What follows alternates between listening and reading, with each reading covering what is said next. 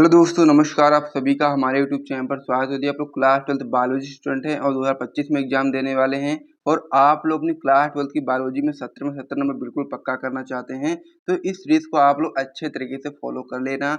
हम लोगों ने क्लास 12 बायोलॉजी की पूरी किताब से आपके जितने भी इंपॉर्टेंट आपके बहुविकल्पी प्रश्न होते हैं, उस सीरीज को ऑलरेडी हम लोगों ने कंप्लीट कर लिया है। लगभग 80 से 85 सबसे ज़्यादा इंपॉर्टेंट क्वेश्चन होते हैं क्लास 12 की बायोलॉजी में बहुविकल्पी प्रश्न से रिलेटेड, जो कि आपके बोर्ड परीक्षा 2025 में आ सकते हैं।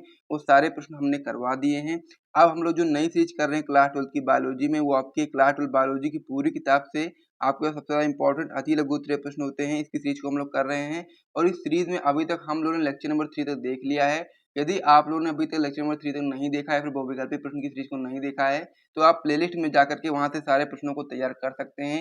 ये सारे प्रश्न आपकी बोर्ड परीक्षा के लिए बहुत ही इंपॉर्टेंट है। और यदि आप अपनी क्लास 12 की बायोलॉजी में 70 में 70 में बिल्कुल पक्का करना चाहते हैं, तो आप लोग इस सीरीज के अंदर जितने भी क्वेश्चन कराए जा रहे हैं सभी को आप लोग ध्यान से तैयार करिए। और इस सीरीज के बाद हम लोग क्लास 12 बायोलॉजी की पूरी किताब से आपके जितने भी इंपॉर्टेंट लघु उत्तरीय प्रश्न होते हैं उनकी सीरीज को भी करेंगे। और फिर लास्ट में हम लोग क्लास 12 बायोलॉजी की पूरी किताब से आपके जितने भी इंपॉर्टेंट दीर्घ उत्तरीय प्रश्न होते हैं उनको भी यहाँ पर हम लोग करने वाले हैं।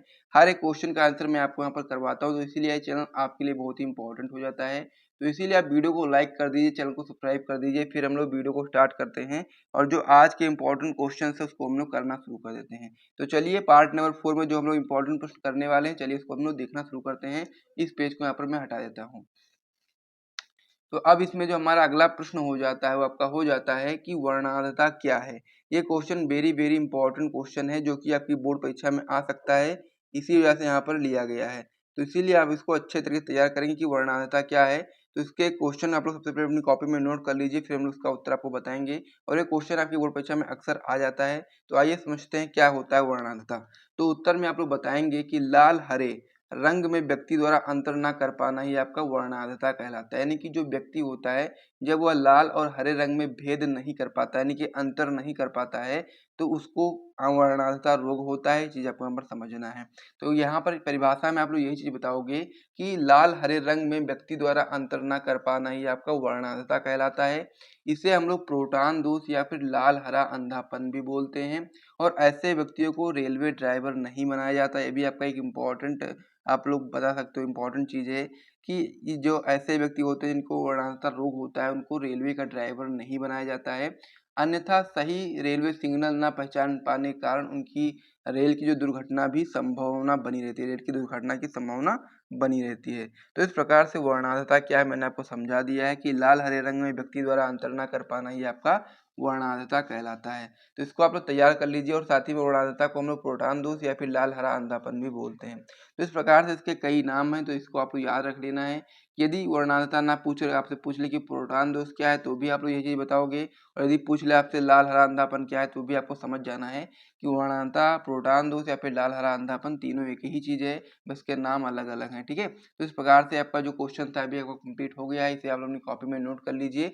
और साथ ही में यदि आप इसको कॉपी में नोट नहीं करना चाहते हैं, तो आप लोग हमारा टॉपर ग्रुप ज्वाइन कर सकते हैं, जिसका प्राइस 499 रखा गया, जिसमें नोट्स और इंपॉर्टेंट क्वेश्चन आंसर आपको दिए जाते हैं। फिजिक्स, केमिस्ट्री, बायोलॉजी तीनों सब्जेक्ट के। नंबर हमारा होता है 9793440081, जिसको भी टॉपर ग्रुप ज्वाइन करना होगा वो इस नंबर पर व्हाट्सएप पर मैसेज करेंगे, उनको वहाँ पर सारी जानकारी मिल जाएगी कैसे वो लोग टॉपर ग्रुप को ज्वाइन कर सकते हैं। कोशिश करिए कि आप लोग मैसेज ही करिएगा, कॉल मत करिएगा। कॉल अटेंड कर पाना थोड़ा मुश्किल है, इस वजह से आप लोग थोड़ा मैसेज करेंगे तो वहाँ पर कुछ समय में आपको रिप्लाई मिल जाएगी कैसे आप लोग टॉपर ग्रुप को ज्वाइन कर सकते हैं। तो चलिए अब हम लोग अगले क्वेश्चन की ओर बढ़ते हैं। अब जो अगला क्वेश्चन ये भी आपका वेरी इंपॉर्टेंट क्वेश्चन होता है कि डाउन सिंड्रोम को परिभाषित कीजिए।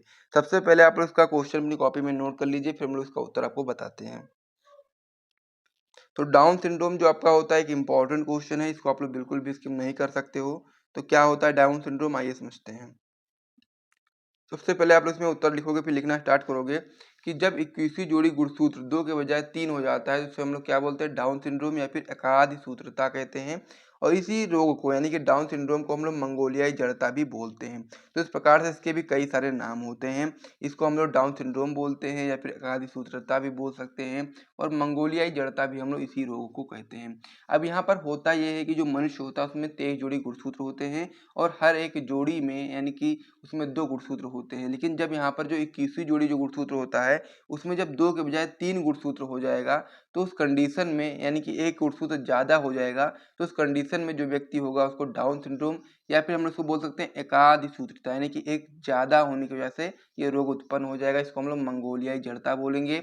इसमें क्या होता है, जैसे आप लोग जानते हैं कि मनुष्य में 46 गुणसूत्र होते हैं स्वस्थ मनुष्य के अंदर, लेकिन जब किसी व्यक्ति को डाउन सिंड्रोम रोग हो जाता है तो उसमें एक जो किसी जोड़ी जो गुणसूत्र होता है उसमें 2 की बजाय 1 गुणसूत्र बढ़ जाता है, 3 हो जाता है। तो इसी वजह से इसमें जो आपका जो मनुष्य होता है जिसमें वो डाउन सिंड्रोम होता है उसमें गुणसूत्रों की संख्या आपकी 47 होती है। इसकी जो मतलब कि जो जिस भी व्यक्ति को डाउन सिंड्रोम रोग होता है, इनकी 16 से 17 वर्ष में मृत्यु हो जाती है। इनकी जो गर्दन होती है वो मोटी होती है, जीभ भी मोटी होती है और साथ ही में आदि जो आपके हैं डाउन सिंड्रोम के लक्षण हैं। तो इस प्रकार से डाउन सिंड्रोम बहुत ही इंपॉर्टेंट है आपके लिए, आपके एग्जाम में जरूर आएगा, तो इसको भी आप तैयार कर लीजिए। फिर हम लोग अगले क्वेश्चन की ओर बढ़ते हैं। अगला प्रश्न आपका इसमें दिया गया है कि संकर पूर्व संकरण तथा परीक्षण संकरण में अंतर बताओ। तो ये क्वेश्चन भी आपके लिए इंपॉर्टेंट है कि संकर पूर्व संकरण क्या है तथा परीक्षण संकरण क्या है, उसके में हमको अंतर बताना है। तो दोनों की परिभाषा आप बता दो, फिर आपका यहाँ पर अंतर स्पष्ट हो जाएगा। सबसे पहले आप लोग हेडिंग लगा दोगे संकर पूर्व संकरण में, तो इसमें आप बताओगे कि जब प्रथम पीढ़ी से प्राप्त संकर संतानों का संकरण उनके जनक के साथ ही कराया जाता है, तो उसको हम लोग क्या बोलते हैं, संकर पूर्वज संकरण। जिसका इसका नाम ही से क्लियर है कि इसके जो पूर्वज है उनके साथ इनका जब हम लोग संकरण कराते हैं तो उसको हम लोग क्या बोलते हैं, संकर पूर्वज संकरण बोलते हैं। एक बार मैं फिर से रिपीट करता हूँ, आप अपनी कॉपी में नोट करिएगा कि जब प्रथम पीढ़ी से प्राप्त संतानों को, यानी कि जो प्रथम पीढ़ी से जो प्राप्त संकर संतानें होती हैं, जब उसका संकरण हम लोग उनके जनक के साथ ही कराते हैं तो उसको हम लोग बोलते हैं संकर पूर्वज संकरण। तो इस प्रकार से वाला जो टॉपिक था क्लियर हो गया है। अब दूसरा इसमें था परीक्षण संकरण क्या होता है। तो परीक्षण संकरण में आप बताएंगे कि जब प्रथम पीढ़ी F1 से प्राप्त संकर संतानों का संकरण उसके अप्रभावी जनक के साथ कराया जाता है तो उसको हम लोग क्या बोलते हैं, परीक्षण संकरण बोलते हैं। यानी कि आप लोग जानते हैं प्रथम पीढ़ी में 2 प्रकार के लक्षण होते हैं, एक आपका होता है प्रभावी, एक आपका होता है अप्रभावी। तो यहाँ पर जो परीक्षण संकरण होता है, जब प्रथम पीढ़ी में से प्राप्त जो संकर संतानें होती है, संकर संतानों को संकरण हम लोग अप्रभावी जनक के साथ कराते हैं तो इसको हम लोग परीक्षण संकरण बोलते हैं। तो इस प्रकार से दोनों में अंतर क्या है वो पता चल गया है, इसे नोट कर लीजिए। फिर हम लोग अगले क्वेश्चन की ओर बढ़ते हैं और साथ ही में यदि आप लोगों ने अभी तो वीडियो को लाइक नहीं किया है तो वीडियो को लाइक कर दीजिए, चैनल को भी सब्सक्राइब कर दीजिए।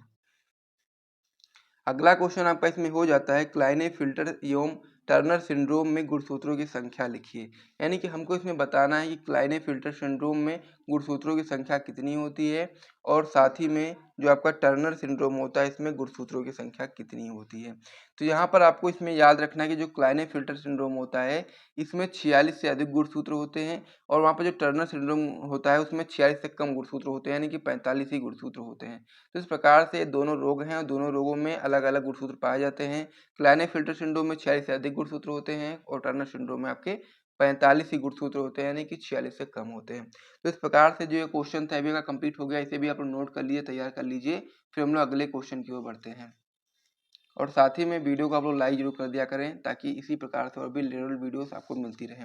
अगला क्वेश्चन आपका इसमें हो जाता है न्यूक्लियोसाइड्स तथा न्यूक्लियोटाइड्स में अंतर बताइए। क्वेश्चन आपका थोड़ा सा अच्छा है और इम्पोर्टेंट बहुत है। ये क्वेश्चन क्या है आपका, न्यूक्लियोसाइड्स क्या होता है और न्यूक्लियोटाइड्स क्या होता है, दोनों में हमको अंतर बताना है। अब ये नाम तो आपको एक जैसे ही दिखाई दे रहे होंगे लेकिन यहाँ पर थोड़ा सा अंतर ये है, ये आपका न्यूक्लियोसाइड्स है और ये आपका टाइड्स है। क्या है आपका, पहला आपका है न्यूक्लियोसाइड्स, दूसरा आपका न्यूक्लियोटाइड्स। तो न्यूक्लियोसाइड्स और न्यूक्लियोटाइड्स में अंतर आइए समझते हैं। सबसे पहले आप लोग इस प्रकार से हेडिंग लगा दो, फिर आप लोग लिखना स्टार्ट करोगे।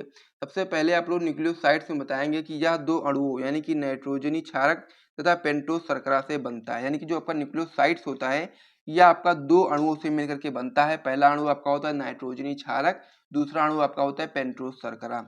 फिर वहीं पर यदि हम लोग न्यूक्लियोटाइड्स की बात करेंगे तो यह आपका 3 अणुओं नाइट्रोजनी क्षारक, पेंटोज शर्करा तथा फास्फेट से बनता है। यहाँ पर जो आपका न्यूक्लियोसाइड्स है आपको 2 अणुओं से बनना है, लेकिन जो आपका न्यूक्लियोटाइड्स है आपका 3 अणुओं से मिलकर के बन रहा है। तो इस प्रकार से एक एक पॉइंट आपका क्लियर हो गया दोनों में। फिर आपका इसमें अगला जो आपका हो जाएगा न्यूक्लियोसाइड्स में, तो आप बताएंगे कि आपका क्षारीय प्रकृति के होते हैं। जो आपके न्यूक्लियोसाइड्स होते हैं ये आपके क्षारीय प्रकृति के होते हैं, वहीं पर जो आपके न्यूक्लियोटाइड्स होते हैं आपके अम्लीय प्रकृति के होते हैं। तो इस प्रकार से यह जो क्वेश्चन था अभी आपको क्लियर हो गया है। अगला पॉइंट आप बताएंगे कि जो आपका न्यूक्लियोसाइड्स होते हैं ये आपके न्यूक्लियोटाइड्स के घटक है और वहीं पर जो आपका न्यूक्लियोटाइड्स होते हैं ये आपके न्यूक्लिक अम्ल, ऊर्जावाहक तथा ऐसा एंजाइम के घटक हैं। तो इस प्रकार से यदि क्वेश्चन अति लघु में आएगा तो आपको इतना ही करना है, इतने में आपको पूरे पूरे मार्क्स मिल जाएंगे। और क्वेश्चन वेरी वेरी इंपॉर्टेंट है, तो इसको आप लोग अच्छे तरीके से तैयार करिएगा ताकि जब भी एग्जाम में आए आप लोग आराम से कर पाओ। तो चलिए अब हम लोग अगले क्वेश्चन की ओर बढ़ते हैं। अगला क्वेश्चन आपका इसमें हो जाता है प्रोकैरियोटिक तथा यूकैरियोटिक डीएनए में अंतर हम लोग को बताना है। ये आपका इंपॉर्टेंट क्वेश्चन है। प्रोकैरियोटिक डीएनए क्या होता है, यूकैरियोटिक डीएनए क्या होता है, आइए समझते हैं इसमें क्या अंतर होता है। तो उत्तर में आप लोग बताएंगे कि प्रोकैरियोटिक डीएनए के साथ हिस्टोन प्रोटीन जुड़े नहीं रहते हैं, यानी कि जो प्रोकैरियोटिक डीएनए होता है उसके साथ हिस्टोन प्रोटीन नहीं जुड़े होते हैं, जबकि जो आपका यूकैरियोटिक डीएनए होता है उसके साथ हिस्टोन प्रोटीन जुड़े रहते हैं। प्रोकैरियोटिक जो आपका डीएनए होता है आपका वृत्ताकार होता है, जबकि यूकैरियोटिक डीएनए आपका रेखीय होता है। तो इस प्रकार से प्रोकैरियोटिक और यूकैरियोटिक डीएनए में क्या अंतर होता है मैंने आपको समझा दिया है। इसको आप लोग नोट कर लीजिए, फिर हम लोग अगले क्वेश्चन की ओर बढ़ते हैं। अगला जो क्वेश्चन आपका है बहुत ही इंपॉर्टेंट, इसको हम लोग लघुत्तरीय में भी करेंगे, थोड़ा बड़े में करेंगे अच्छे तरीके से। तो क्वेश्चन आपका है डीएनए एवं आरएनए की शर्करा में क्या अंतर है, इसको हम लोग को बताना है। तो यहाँ पर जो आपका ये क्वेश्चन है बहुत ही इंपॉर्टेंट है। आपको अति लघु में इतना ही लिखना है। कितना लिखना है आप बताएंगे इसमें कि डीएनए में डीऑक्सी राइबोस शर्करा पाई जाती है, यानी कि जो डीएनए होता है उसमें आपका कैसी शर्करा पाई जाती है, तो आपकी शर्करा पाई जाती है डीऑक्सी राइबोस शर्करा पाई जाती है, तथा इसमें थाइमिन पाया जाता है। जबकि जो आरएनए होता है आरएनए में आपका राइबोस शर्करा पाई जाती है और साथ ही में थाइमिन के स्थान पर यूरेसिल पाया जाता है।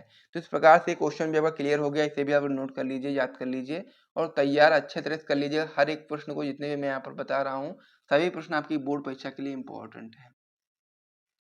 अब इसमें जो आपका अगला क्वेश्चन हो जाता है आपका हो जाता है कि डीएनए में पाई जाने वाली 4 न्यूक्लियोटाइड्स इकाइयों के नाम बताइए। अब ये आपका बहुत ही इंपॉर्टेंट प्रश्न है कि डीएनए में पाई जाने वाली 4 न्यूक्लियोटाइड इकाइयों के नाम कौन कौन से हैं। तो उत्तर में आप लोग बताएंगे कि प्रत्येक डीऑक्सीराइबोन्यूक्लियोटाइड जो डीएनए होता है अणु, उसमें डीऑक्सीराइबो शर्करा फास्फेट मूलक तथा एक नाइट्रोजनी क्षारक जिसमें आपके एडेनिन, ग्वानिन, थाइमिन और साइटोसिन के जुड़ने से बनता है। ये आपके तीनों इकाइयां मिलकर के एक न्यूक्लियोटाइड का निर्माण करती हैं, जो आपका 4 प्रकार का होता है। कौन कौन से वो 4 प्रकार, आइए समझ लेते हैं। तो इसमें आप बताएंगे सबसे पहला प्रकार क्या है आपका डीऑक्सी एडिनाइलिक अम्ल, ठीक है। दूसरा प्रकार आपका है इसमें डीऑक्सी गुइनाइलिक अम्ल और तीसरा प्रकार आपका इसमें है डीऑक्सी साइटिडाइलिक अम्ल और चौथा प्रकार आपका इसमें है डीऑक्सी थाइमिडाइलिक अम्ल। तो इस प्रकार से 4 प्रकार होते हैं डीएनए में पाए जाने वाले न्यूक्लियोटाइडों के, और इस प्रकार से आपको समझ में आ गया होगा। तो इस प्रकार से इस वीडियो में हम लोग को इतने ही प्रश्न करने थे। यहाँ से यदि आपको वीडियो पसंद आए तो वीडियो को लाइक करिए, चैनल को सब्सक्राइब करिए। फिर मिलेंगे नेक्स्ट वीडियो में और भी इंपॉर्टेंट प्रश्नों के साथ में। तब तक के लिए जय हिंद।